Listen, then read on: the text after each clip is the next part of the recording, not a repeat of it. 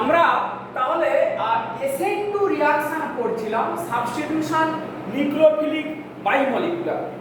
তো গতদিন ক্লাসে আমরা বেশ কিছু স্ট্রাকচার দিয়ে মানে how SN2 reaction depends upon different type of substrate সেটা আমরা পড়েছিলাম। আজকে আমরা প্রথমেই শুরু করব SN2 রিঅ্যাকশনের উপরে সলভেন্ট এফেক্ট। সলভেন্ট কিভাবে SN2 রিঅ্যাকশনের উপরে এফেক্ট ফেলায় সেটা আমরা প্রথমেই আজকে পড়ব। এখন প্রথমেই দেখ SN2 রিঅ্যাকশনের মেকানিজমটাকে যদি আবারও দেখি যে Rx plus nucleophile minus transition স্টেটটা কেমন হয় Nu dot dot R dot dot X del minus এখান থেকে NuR এই প্রোডাক্ট পাচ্ছি। তাহলে যদি আমরা SN1 এর কথাটা চিন্তা করি, SN1 এ কি ছিল? সাবস্ট্রেটটা ছিল নন পোলার, ট্রানজিশন স্টেটটার মধ্যে পোলারিটি ডেভেলপ করছিল। তাহলে সাইড বাই সাইড যদি SN1 এটা ছিল SN1 এটা SN2, SN1 SN2 কে আমরা যদি কম্পেয়ার করি, SN1 এ সাবস্ট্রেটটার মধ্যে কোনো চার্জ নেই কিন্তু ট্রানজিশন স্টেটের মধ্যে পোলারিটি ডেভেলপ করছে, তাই মোর পোলার সলভেন্ট কি করছিল? ট্রানজিশন স্টেটকে মোর সলভেন্ট করছিল, মানে মোর স্টেবিলিটি দিচ্ছিল, ফলে অ্যাক্টিভেশন এনার্জিটা কমে যাচ্ছিল বা রিঅ্যাকশন রেটটা ফাস্টার হচ্ছিল SN1। কিন্তু SN2 এর ক্ষেত্রে দেখ সাবস্ট্রেটটার মধ্যে পোলারিটি নেই ইন মানে respect to the alkyl halide, কিন্তু এখানে নিউক্লিওফাইলটাও তো একটা সাবস্ট্রেট, বিকজ এ তো রেড ডিটারমিনিং স্টেপে আছে, মানে একটা স্টেপে অ্যালকিল হ্যালাইডও আছে নিউক্লিওফাইলও আছে। নিউক্লিওফাইল কিন্তু ডিফারেন্ট টাইপ অফ হতে পারে, নিউক্লিওফাইলের মধ্যে ডাইরেক্টলি নেগেটিভ চার্জ থাকতে পারে, নিউক্লিওফাইলের মধ্যে লোন পেয়ার থাকতে পারে। তার মানে নিউক্লিওফাইলের মধ্যে কিন্তু পুরো চার্জ আছে, আবার সেক্ষেত্রে ট্রানজিশন স্টেটে কিন্তু ডেল মাইনাস চার্জ, মানে নিউক্লিওফাইলে পুরো নেগেটিভ চার্জ, ট্রানজিশন স্টেটে কিন্তু চার্জটা কমে যাচ্ছে।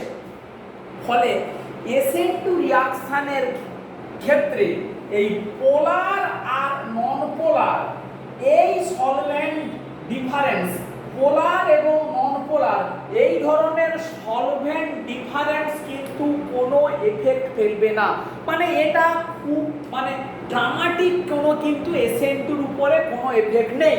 মানে SN1 এ যেমন লেস পোলার থেকে মোর পোলার সলভেন্টে গেলে SN1 এর রিঅ্যাকশন রেট এনহান্স হচ্ছিল, SN2 এর ক্ষেত্রে ওরকমই লেস পোলার থেকে মোর পোলারে গেলে সেরকম কোনো ড্রামাটিক চেঞ্জ নেই, কেস টু কেস ভ্যারি করে, জেনারেলাইজড কোনো কমেন্ট করা কিন্তু যাবে না। এইটা প্রথম কথা। বেশ, দু নম্বর বক্তব্যটা কি? দু নম্বর বক্তব্য কিন্তু এখানে একটা ইম্পর্টেন্ট রোল আছে। কি সেই রোলটা? না, পোলার সলভেন্টের মধ্যে পোলার সলভেন্টকে দুটো ক্যাটাগরিতে ভাগ করা গেছে। একটাকে বলা হবে পোলার প্রোটিক সলভেন্ট, অন্য একটাকে বলা হবে পোলার অ্যাপ্রোটিক সলভেন্ট। এই সম্বন্ধে এটাই আমাদের আজকের ক্লাসের মেন বিষয়, পোলার প্রোটিক সলভেন্ট এবং পোলার অ্যাপ্রোটিক সলভেন্ট। পোলার প্রোটিক মানে যারা প্রোটন ডোনেট করতে পারে, তার মানে পোলার প্রোটিককে মেনলি জল বা যে কোনো অ্যালকোহল, অ্যাসিডিক যে কোনো কার্বক্সিলিক অ্যাসিড যারা প্রোটন ডোনেট করতে পারে দে আর পোলার প্রোটিক সলভেন্ট। মানে এই সলভেন্টগুলোর মধ্যে অবভিয়াসলি হাই পোলারিটি আছে এবং এরা প্রোটন ডোনেট করতে পারে, that is why they are called polar protic solvent. Polar protic solvent কি করতে পারে? They can solvate both cation and anion. এই কথাটা মাথার মধ্যে ঢুকিয়ে নিতে হবে। পোলার প্রোটিক সলভেন্ট, ক্যাটায়ন এবং অ্যানায়ন। আমি एग्जांपल দিচ্ছি। মনে কর আমাকে বললো অ্যালকিল ক্লোরাইডকে I মাইনাস নিউক্লিওফাইল দিয়ে অ্যাটাক করানো হবে, করলে কি তৈরি হবে? Ri। এখন প্রশ্ন হচ্ছে I মাইনাস কিন্তু বাজারে কিনতে পাওয়া যাবে না, মানে কোথাও গিয়ে এরকম আমি বলতে পারি না যে আমাকে খানিকটা I মাইনাস দাও, আমাকে খানিকটা আয়োডাইড মাইনাস দাও, এরকম কথার কিন্তু কোনো ভিত্তি নেই, লজিকলেস মন্তব্য। কি চাই? I মাইনাসের সোর্স হিসাবে কোনো সল্ট চাই। কমনলি সল্ট হচ্ছে NaI, সোডিয়াম আয়োডাইড। এই সল্টটা ভেঙে কি করবে? Na প্লাস আর I মাইনাস, এরকমই ক্যাটায়ন আর অ্যানায়ন তৈরি করবে। পোলার প্রোটিক সলভেন্ট কি করে?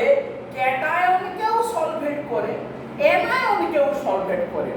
তার মানে যদি কাউকে সলভেট করে, ক্যাটায়নকে সলভেট করলে এখানে আমাদের কিছু যায় আসে না, কিন্তু অ্যানায়নকেও যেহেতু সলভেট করে, তখন সলভেট করা মানে ওকে কি করবে? এরকম করে সারাউন্ডিং করে ঘিরে ধরবে।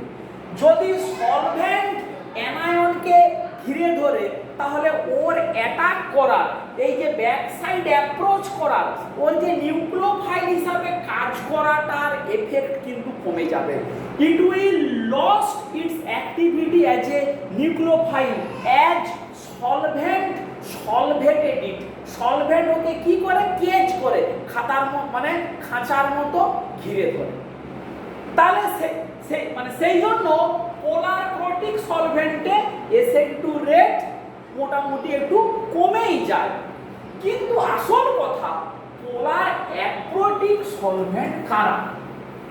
পোলার অ্যাপ্রোটিক সলভেন্ট হচ্ছে এক ধরনের সলভেন্ট যাদের মধ্যে পোলারিটি আছে, মানে যাদের মধ্যে চার্জ সেপারেশন আছে, কিন্তু তারা প্রোটন ডোনেট করতে পারে না।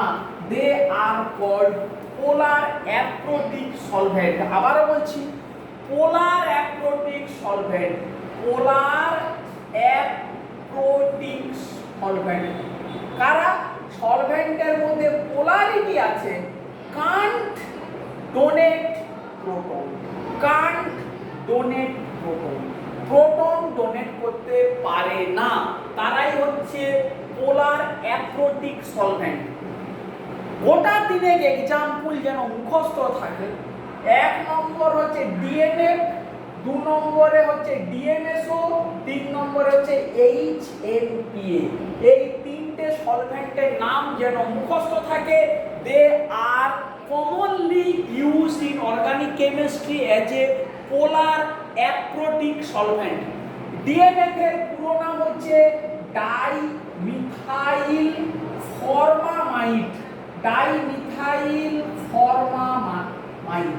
DMSO হচ্ছে ডাইমিথাইল সালফোক্সাইড, ডাইমিথাইল সালফোক্সাইড। HMP এর নাম হচ্ছে হেক্সামিথাইল ফসফরাস অ্যামাইড, ফসফরাস অ্যামাইড। স্ট্রাকচারগুলো কি?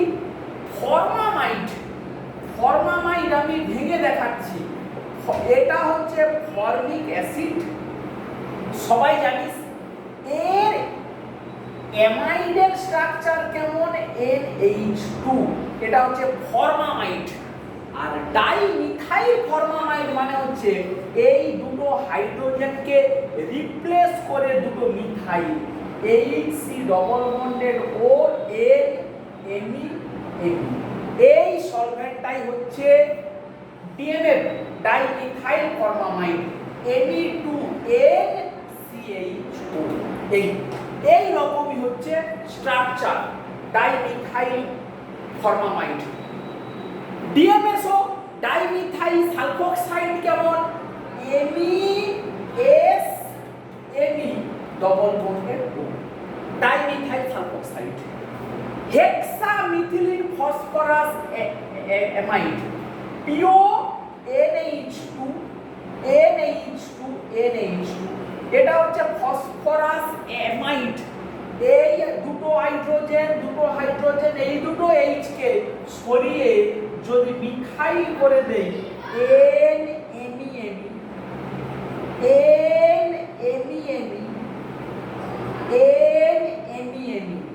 এই মলিকিউলটাই হচ্ছে হেক্সা মিথিলিন ফসফরমাইড।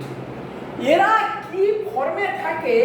এরা এই সব O মাইনাস P প্লাস, এটাও এরকম করে S প্লাস O মাইনাস, এটাও এরকমই এই লোড পেয়ারটা অ্যাটাক করে এই খুলে যায়, তখন N double bond CH O minus N plus.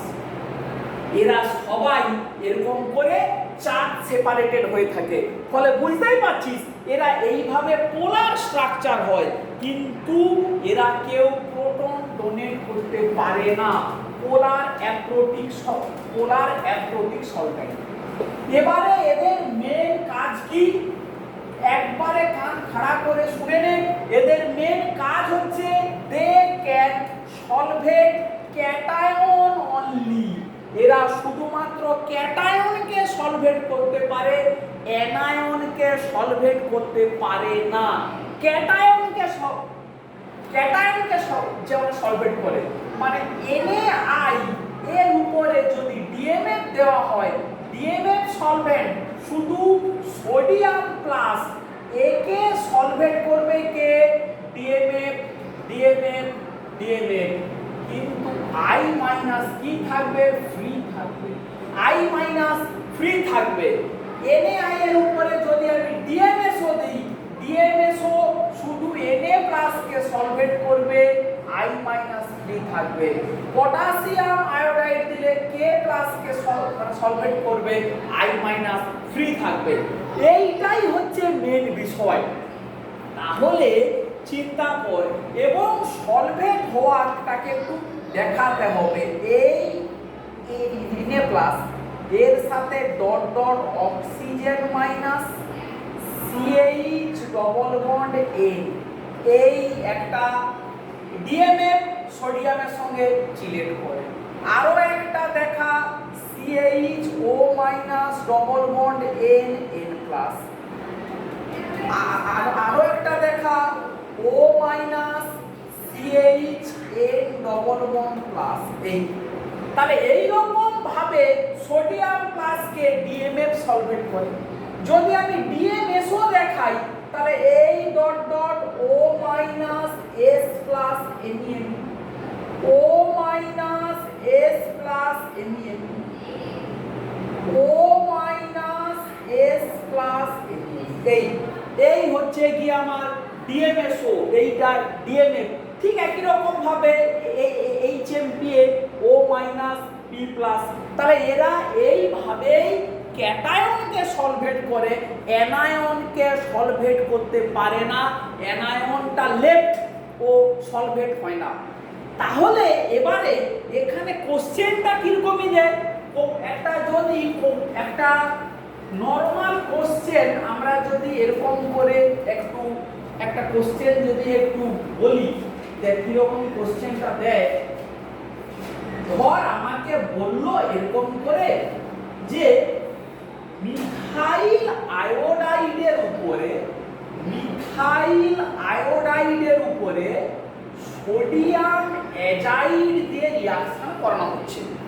Methyl আয়োডাইডের উপরে সোডিয়াম অ্যাজাইড দিয়ে SN2 ডিসপ্লেসমেন্টের rate 4.5 into 10 to the power 4 increase করে when the solvent changed from methanol to DMF। তাহলে ল্যাঙ্গুয়েজটা এরকম করে কোশ্চেন আমি বলতে পারে explain the fact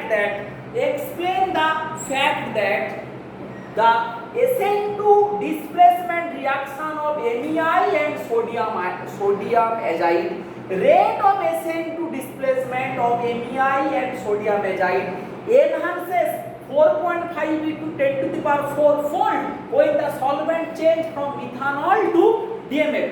তাহলে আগে তোকে বলতে হবে SN2 রিঅ্যাকশনটা হয় কিরকম, MEI plus N3 minus attack করলো, I বেরিয়ে গেল, MeN3 এরকমই প্রোডাক্ট তৈরি করে। তাহলে মিথানলকে কি বলবি? Polar protic solvent, it solvate both the cation and anion. তার মানে ও সোডিয়াম প্লাসকেও সলভেট করবে, অ্যাজাইডকেও সলভেট করবে। যখন নিউক্লিওফাইল অ্যাজাইডটাও সলভেটেড হয়ে যাচ্ছে বাই মিথানল, ইটস নিউক্লিওফিলিসিটি কমে যাবে, রিঅ্যাকশন রেট কম। এক নম্বর। এবারে যখন সলভেট চেঞ্জ করে মিথানল টু ডিএমএফ হলো, কি বলতে হবে?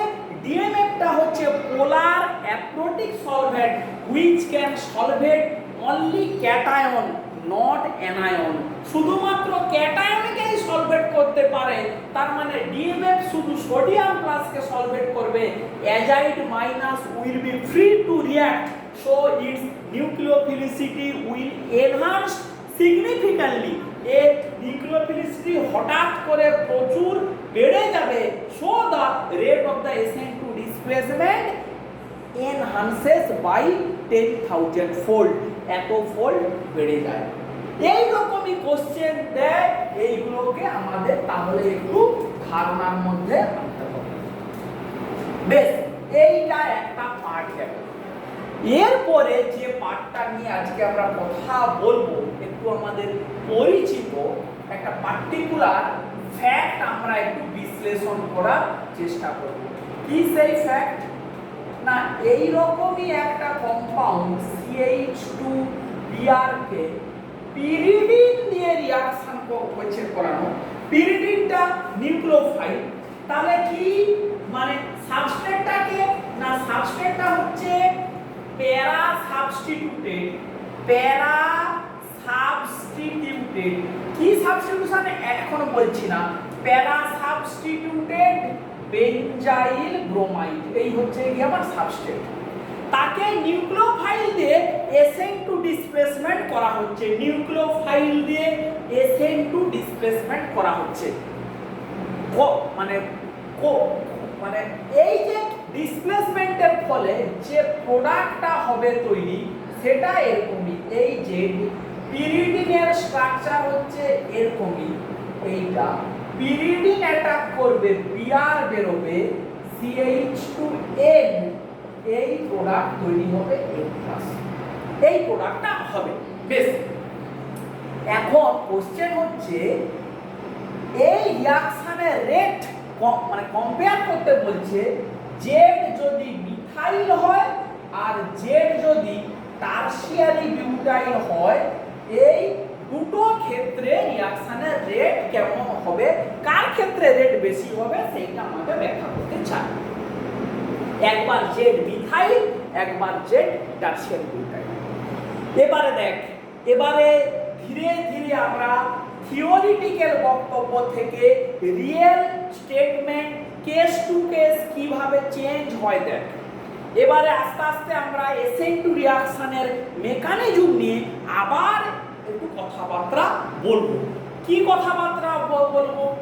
না, অ্যালকিলের সাথে একটা লিভিং গ্রুপ আছে, NU- অ্যাটাক করছে, L বেরোচ্ছে।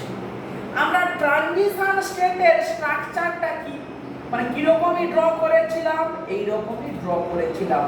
এইটা ডেল মাইনাস, এইটা ডেল মাইনাস, এর উপরে কোনো চার্জ নেই। আমরা কি বলেছিলাম? এই বন্ডটা পার্শিয়ালি ব্রেক করছে আর এই বন্ডটা পার্শিয়ালি ফর্ম হচ্ছে, এটা তৈরি হচ্ছে, এটা ব্রেক হচ্ছে।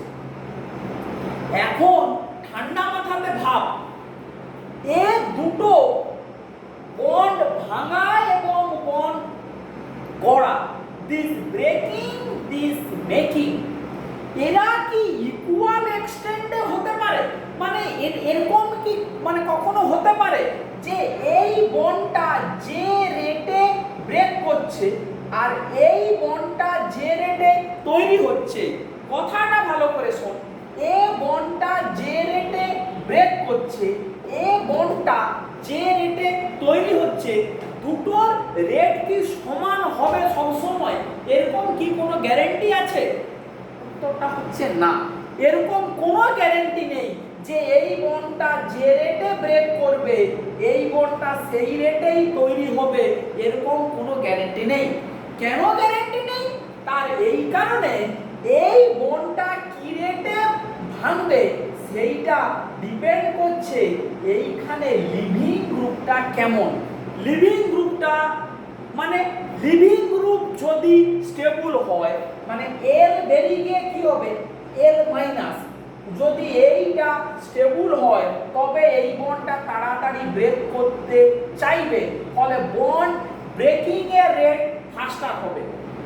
আর যদি নিউক্লিওফাইলটা খুব স্ট্রং হয়, নিউক্লিওফাইল যদি খুব স্ট্রং হয় তখন কিন্তু উল্টোটা এই বন্ডটা ভাঙার তুলনায় এই বন্ডটা তৈরি হওয়ার রেট বেশি হবে। এই বন্ডটা ভাঙার তুলনায় এই বন্ডটা ভাঙার তুলনায় এই বন্ডটা তৈরি হওয়ার রেটটা বেশি। এবারে আমরা আসি, দেখ একটু ভালো করে ভাব, যদি এই বন্ডটা ভাঙাটা ফাস্টার, এইটা ফাস্টার দেন দিস, মানে এটা তাড়াতাড়ি ভাঙছে দেন এটা তৈরি হওয়া, মানে এটা যে রেটে তৈরি হচ্ছে তার তুলনায় এটা অনেক বেশি রেটে ব্রেক করছে, তখন কি আমরা বলতে পারি এই সেন্টারের উপরে হালকা করে অল্প পরিমাণে ডেল্টা প্লাস চার্জ তৈরি হবে। ভালো করে বুঝে নে, আবারও বলছি, এই দুটো বন্ডের মধ্যে এটা গড়া এটা ভাঙা, এই ভাঙা গড়ার যে খেলা ওর মধ্যে যদি এই ব্রেকিং এর রেট এই মেকিং এর থেকে ফাস্টার হয় তখন এই সেন্টারের উপরে অল্প পরিমাণে ডেল্টা প্লাস চার্জ আসবে, একটু চিন্তা করে নিন। আর যদি উল্টোটা হয় এই N U dot dot R dot dot L, যদি এটা ফাস্টার হয়, এটা ভাঙার তুলনায় এই নিউক্লিওফাইলের সঙ্গে আর এর বন্ড তৈরিটা ফাস্টার, তখন এর উপরে একটা একটা ডেল মাইনাস চার্জ আসবে, কারণ এনইউ মাইনাস এই সেন্টারে অ্যাটাক করছে। এই জিনিসটা হচ্ছে একটা interesting concept, interesting idea. SN2 রিঅ্যাকশনের এই লিভিং গ্রুপ আর নিউক্লিওফিলিসিটির লিভিং গ্রুপ কতটা স্টেবল আর নিউক্লিওফাইল কতটা স্ট্রং নিউক্লিওফাইল তার উপরে ডিপেন্ড করবে এই সেন্টারটার উপরে ডেল প্লাস চার্জ আসবে নাকি ডেল মাইনাস চার্জ আসবে, কারণ এই বন্ডটা ভাঙা এই বন্ডটা তৈরি হওয়া রেট সমান হতে পারে না। যদি লিভিং গ্রুপটা খুব বেশি স্টেবল হয় তবে এই বন্ড ভাঙাটা ফাস্টার হবে then this bond making, so a del plus charge will be generated here. আর যদি উল্টোটা হয় লিভিং গ্রুপটা অতটা ভালো স্টেবল নয় কিন্তু নিউক্লিওফাইলটা স্ট্রং নিউক্লিওফাইল, তখন এই অ্যালকিলটার উপরে অল্প করে ডেল মাইনাস চার্জ তৈরি হবে। এই থিওরিটিক্যাল মানে এই নিউ কনসেপ্টটা SN2 রিঅ্যাকশনের সাপেক্ষে আমরা আশা করছি ক্লিয়ার করতে পারলাম। এই পার্টিকুলার রিঅ্যাকশনের ক্ষেত্রে দেখ কি আছে না, এটার এই জেড এই সি এই বিআর এইচ এই পিরিডিন অ্যাপ্রোচ করবে এজ এ নিউক্লিওফাইল, এই অ্যাপ্রোচ করছে। এবারে এটা আমাকে ইনফরমেশন এটা আমাকে জানতে হবে, কি ইনফরমেশন না পিরিডিন ব্যাড নিউক্লিওফাইল, পিরিডিনের নিউক্লিওফিলিসিটি খুব একটা ভালো নয়, but BR minus good leaving group, BR minus খুব ভালো লিভিং গ্রুপ। তাহলে কি আমরা ইনফরমেশন পাচ্ছি, pyridine is a bad nucleophile but bromine is a good leaving group. তখন আমরা বলবো CBR bond breaking, CBR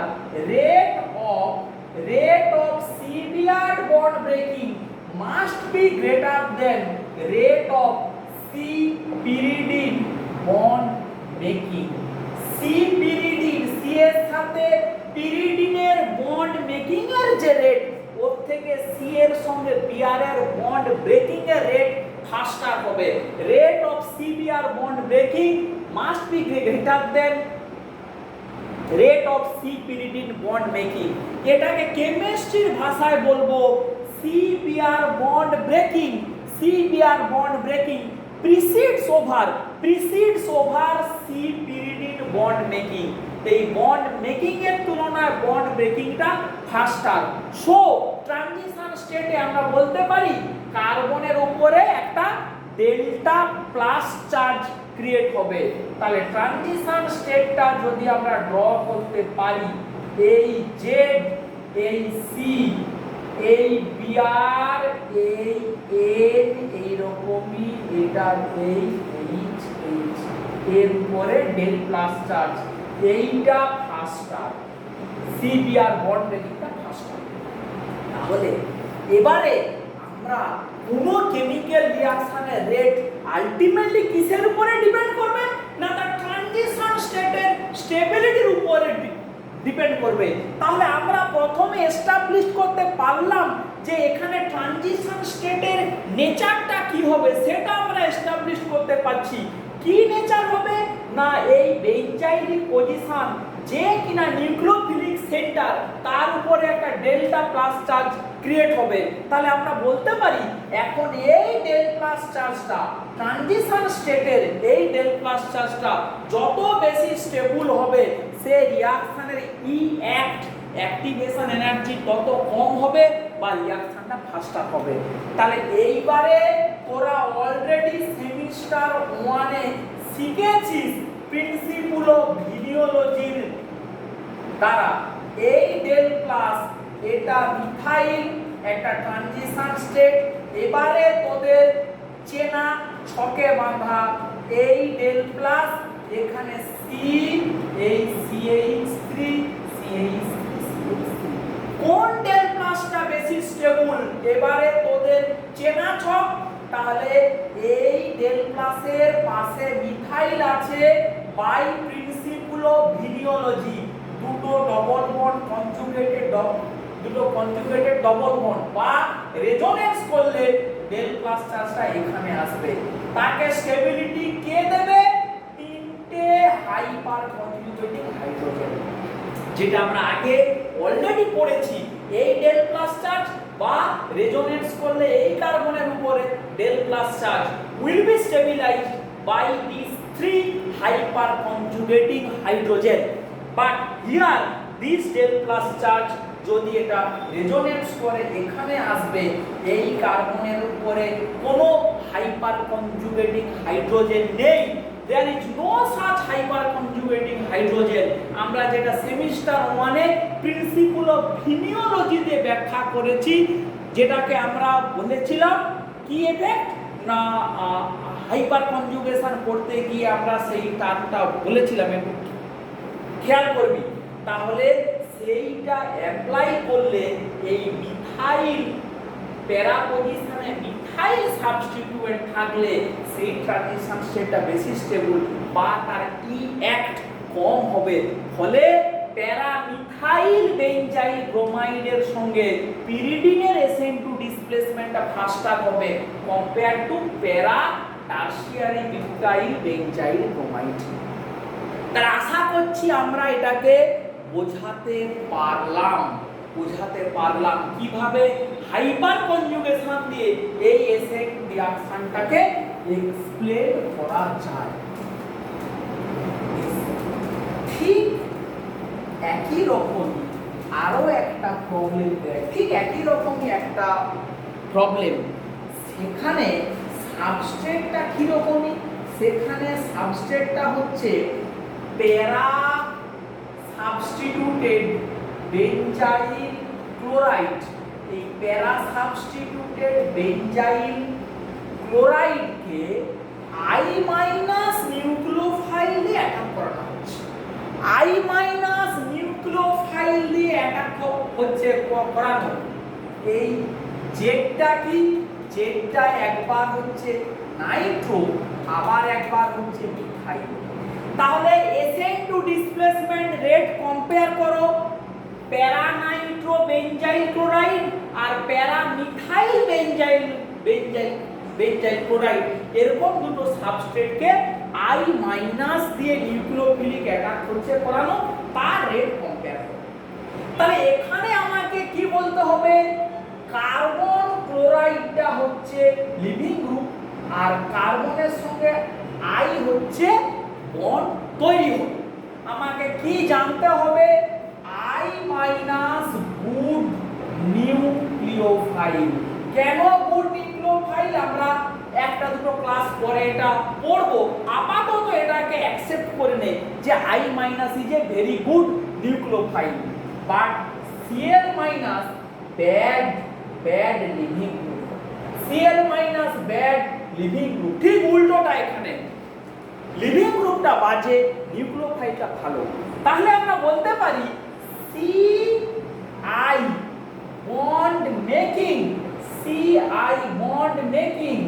will precede over CCl bond breaking। Bond breaking এর তুলনায় বন্ড মেকিং এখানে প্রিসিড করবে, বা rate of bond making will be ফাস্টার compare to rate of bond breaking. তাহলে এই বন্ডটা ভাঙার তুলনায় যদি এই বন্ডটা তৈরি হওয়ার রেট বেশি হয়, তাহলে এখানে আলটিমেটলি কি হবে, এখানে আলটিমেটলি একটা ডেল মাইনাস চার্জ হবে তৈরি। এই IHH in transition state there will be a del minus charge will be developed on benzylic carbon। তাহলে বেঞ্জাইলিক কার্বনের উপরে একটা ডেল মাইনাস চার্জ তৈরি হবে। এবারে আমাকে কি ব্যাখ্যা করতে হবে, এটা নাইট্রো বা এটা মিথাইল কোন সাবস্টিটিউয়েন্ট এই নেগেটিভ চার্জটাকে বেটার স্টেবিলিটি দিতে পারবে। যে বেটার স্টেবিলিটি দেবে সেই ট্রানজিশন স্টেটটা বেশি স্টেবল, তার E1 কম হবে, তার রিঅ্যাকশন রেট ফাস্টার হবে। সোজা কথাতে বলতে গেলে এইটা।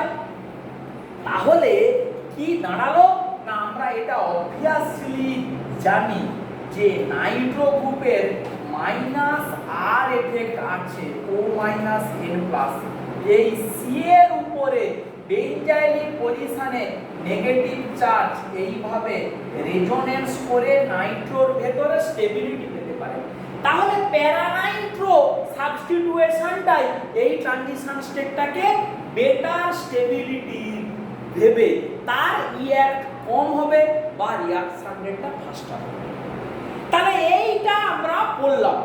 তাহলে আমরা আজকে যে দুটো প্রবলেম করলাম, প্রথমে করলাম সলভেন্ট এফেক্ট, পোলার প্রোটিক ভার্সাস পোলার অ্যাপ্রোটিক, আর আমরা কি করলাম না SN2 রিঅ্যাকশনের মানে বন্ড ব্রেকিং আর বন্ড মেকিং এর রেট কখনোই সমান হয় না। এটা ডিপেন্ড করে কে বেটার, লিভিং গ্রুপটা বেশি স্টেবল নাকি আমার নিউক্লিওফাইলের নিউক্লিওফিলিসিটি বেশি। যদি আমরা বলি নিউক্লিওফিলিসিটি বেশি তাহলে বন্ড মেকিং ফাস্টার, আর যদি তাহলে ডেল মাইনাস চার্জ ক্রিয়েট হবে ট্রানজিশন স্টেটে, আর যদি বন্ড ব্রেকিংটা ফাস্টার হয় তখন আমার রিঅ্যাকশন সেন্টারে ট্রানজিশন স্টেটে ডেল প্লাস চার্জ তৈরি হবে। এবারে ওই ডেল মাইনাস ওই ডেল প্লাস চার্জটাকে কে বেটার স্টেবিলিটি দেবে তার উপরে ডিপেন্ড করবে রিঅ্যাকশন ফাস্টার হবে না রিঅ্যাকশন স্লো হবে। এইটা আমরা বলেছি জাস্ট এই। আর তাহলে আজকে কি আমরা একটু করতে পারি না, অল্প একটু আমরা এই যে একটু বললাম একটু বলে নিই যে নিউক্লিওফিলিসিটি যদি হ্যালাইড গুলোর কথা বলি, F minus Cl minus Br minus আর I মাইনাস এদের নিউক্লিওফিলিসিটি কিসের উপরে ডিপেন্ড করবে, কোন সলভেন্টে হচ্ছে। গ্যাস ফেজে হলে একরকমই আর লিকুইড ফেজে হলে একরকমই। গ্যাস ফেজে হয় যদি তাহলে চার্জ ডেনসিটির উপরে ডিপেন্ড করবে nucleophilicity. Nucleophilicity will depend on charge density. তাহলে যার চার্জ ডেনসিটি বেশি হবে সে হবে বেটার নিউক্লিওফাইল। তাহলে গ্যাস ফেজে ফ্লোরিনের সাইজ আমার যেহেতু ছোট, এর চার্জ ডেনসিটি সবার মধ্যে একটাই নেগেটিভ চার্জ, তাহলে ফ্লোরিনের সাইজ ছোট বলে ওর চার্জ ডেনসিটি বেশি, ফলে ও হবে বেটার নিউক্লিওফাইল। কোথায় না রিঅ্যাকশন যদি গ্যাস ফেজে হয়, সাবস্ট্রেট গ্যাস আমরা যে HF HCl HBr HI gas পাঠাচ্ছি, কিন্তু নরমালি রিঅ্যাকশন তো হয় সলভেন্টে মানে লিকুইড মিডিয়ামে, ম্যাক্সিমাম হয় পোলার প্রোটিক সলভেন্ট বা পোলার অ্যাক্রোটিক সলভেন্ট। পোলার প্রোটিক সলভেন্টই বেশি হয়। সেখানে কি হবে না নিউক্লিওফাইলরাও সলভেটেড হবে। কে বেটার সলভেটেড হবে? যার চার্জ ডেনসিটি বেশি সে বেটার সলভেটেড হবে। ফলে F minus Cl minus Br minus আর I মাইনাসের মধ্যে সলভেশনের রেট আবার এই রকমই হবে। এ সবথেকে বেটার সলভেটেড। কেন? এর চার্জ ডেনসিটি বেশি বলে এ সবথেকে বেটার সলভেটেড। মানে একে সলভেট সবথেকে বেশি করে ঘিরে থাকবে। যদি একে সবথেকে বেশি করে ঘিরে থাকে তাহলে এই যে SN2 এই যে রিঅ্যাকশন এখানে অ্যাপ্রোচ করাটা এর পক্ষে কঠিন হবে। মানে যাকে বেশি করে সলভেন্ট কেজ করে রেখেছে সে অন্য জায়গাতে অ্যাটাক করাটা আরো স্টেরিক্যালি ক্রাউডেড, বা সে অ্যাপ্রোচ করতেই পারবে না বিকজ ইট ইজ সলভেটেড। তাহলে ওর নেগেটিভ চার্জটা স্টেবিলিটি পেয়ে আছে। তাহলে তখন নিউক্লিওফিলিসিটি এই দিকে বাড়বে, ইনক্রিজ করবে। তাহলে আমরা হ্যালোজেনগুলোর নিউক্লিওফিলিসিটি কথাটা বুঝে দিলাম যে গ্যাস ফেজে এদিকে নিউক্লিওফিলিসিটিটা বাড়ে, আবার লিকুইড ফেজে এদিকে নিউক্লিওফিলিসিটিটা বাড়ে। সেটা আমরা একটু ব্যাখ্যা করে বুঝে নেব। ঠিক আছে, তাহলে আজকের ক্লাসটা এই পর্যন্তই থাকলো। আমরা পরের দিন আরো SN2 ও আরো মেকানিজম, সেখানে ট্রানজিশন স্টেটটা যে লিনিয়ার হয় SN2, এই যে NU reaction centre living group যে লিনিয়ার হয় তার সম্পর্কে কিছু প্রুফ দেবো, দিয়ে আরো কিছু SN2 রিঅ্যাকশনের অন্য জিনিসপত্র আমরা পড়ার চেষ্টা করব। ঠিক আছে, তাহলে আজকের ক্লাসটা এই পর্যন্তই থাকবে।